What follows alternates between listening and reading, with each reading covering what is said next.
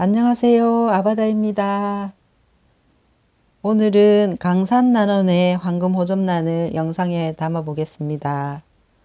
그리고 댓글 질문이 많은 물 주는 방법과 비료 주는 방법에 대해서 또 알아보겠습니다. 강산난원의 이 황금호접란은 제가 5개월 전부터 키우기 시작했는데요. 처음 키울 때는 꽃대가 없었는데 5개월 만에 꽃대가 나오고 꽃이 이제 모두 만개를 했습니다. 강산난원의 호접란들이 보면 이 자주 색깔 꽃들이 예쁩니다. 이 황금 호접란도 보시면 자주 색깔의 흰 복륜이 있는데 복륜도 너무 예쁜 복륜입니다. 그냥 흰색이 아니고요. 보시는 것처럼 복륜 안에도 이렇게 무늬가 있습니다. 그리고 이 황금 호접란은 키가 별로 크지 않아서 부담 없이 키울 수 있어서 아주 좋고요. 꽃도 한 4cm 정도 되는 소형종 꽃입니다. 그리고 특히 꽃이 귀엽고 앙증맞으면서 정말로 나비가 앉은 것처럼 예쁩니다.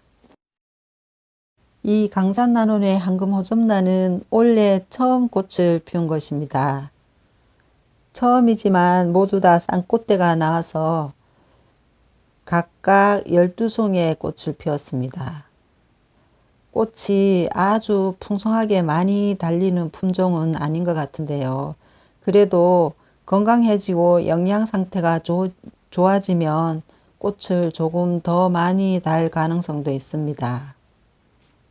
그래도 꽃이 너무 예뻐서 정말로 매력 있는 황금호접란입니다.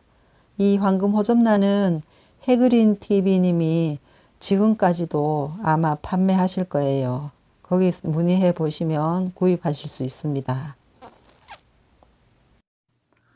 이 황금호접란은 한 2주 전에 제가 분갈이를 해줬습니다. 숯에 오랫동안 심어 놓으면 뿌리가 상할 수가 있어서 이렇게 분갈이를 해준 상태입니다.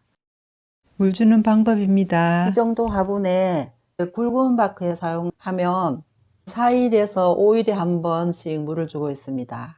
그런데 뿌리가 많으면서 건강한 호접란은 그 정도에 주면 되는데요. 이렇게 뿌리가 별로 없으면 한 일주일에 한 번 정도 주면 됩니다. 최소한 일주일에 한 번씩은 물을 주는 게 좋습니다. 그리고 날씨가 조금 있으면 온도가 올라가면서 건조해집니다. 그때는 사흘이나 나흘에 한 번씩 물을 주셔야 됩니다. 그리고 숯에 심었을 때 또 물 주는 방법 알려드리겠습니다. 이 황금호접란은 숯에 이렇게 심었습니다. 숯에 심었을 경우 물 주는 방법은 이 위쪽이 만지면 바삭 소리가 날 때쯤 되면 주면 딱 맞습니다. 수태에 흡수됐던 수분들이 모두 증발이 되고 나면 이 화분이 아주 가볍습니다. 그때 저면간수로 해서 물을 푹 주면 됩니다. 꽃을 오랫동안 피울 수 있는 방법은 이 꽃이 피어 있을 때 물을 너무 말리거나 하지 마시고요. 물을 줄 때 열흘에 한 번씩 액비를 10개 희석해서 물 줄 때 주면 좋습니다. 그리고 비료를 너무 안 주면 호접란이 잘 자라지 않기 때문에 비료는 필히 주시는 게 좋습니다. 제가 처음 호접란을 키울 때 몇 달 동안 비료를 주지 않으니까 자라지 않고 해서 그 뒤에 비료를 줬더니 그냥 확 크더라고요. 그래서 비료는 꼭 주는 게 좋습니다. 비료 쓰는 방법에 대해서 알려드리겠습니다. 비료는 이렇게 여러 가지가 있는데요. 액비도 있고 이런 알비료도 있습니다.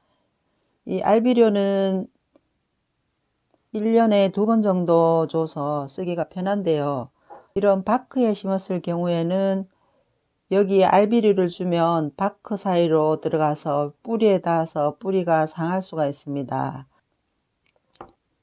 이런 알비료를 쓰는 것보다 액비를 쓰면 비료 피해도 거의 없고요. 그리고 비료 효과를 빨리 볼 수 있어서 안전하고 또 쓰기도 편하고 좋습니다. 양난이 1000배에서 2000배입니다. 근데 저는 4000배에서 5000배 정도를 희석해서 쓰고 있거든요. 이렇게 쓰면 비료 피해를 거의 받지 않고 쓸 수 있습니다. 제가 지난해 알비료를 사서 써봤는데요. 이 바크 위에 뿌렸다가 얼마 지나지 않아서 호접낫 잎 3장이 갑자기 누래지기 시작하더라고요. 그래서 급하게 털어내고 다른 바크로 심었던 일이 있었습니다. 그래서 그 이후로는 알비료를 쓰지 않고 있습니다. 숯에 심었을 경우에는 알비료를 13알에서 15알 정도 뿌려주면 됩니다. 1년에 2번 정도 주면 되니까 괜찮죠. 그리고 특히 2가지 비료를 같이 쓰는 것은 더욱 좋지 않은 방법입니다. 꽃을 건강하게 키우시려면 항상 관찰을 하셔야 됩니다. 얼마 전에 이 황금호접란 꽃 뒤에 손깍지벌레가 생겨서 제가 3마리를 잡았거든요. 이 벌레들은 조금만 방심하면 언제 피해를 입힐지 모릅니다. 그래서 항상 이 벌레를 경계를 하시고 감시를 하시고 관찰을 하셔야 됩니다. 저는 시력이 좀 나쁩니다. 그래서 시력이 좋더라도 맨눈으로 볼 때는 잘 안 보이거든요.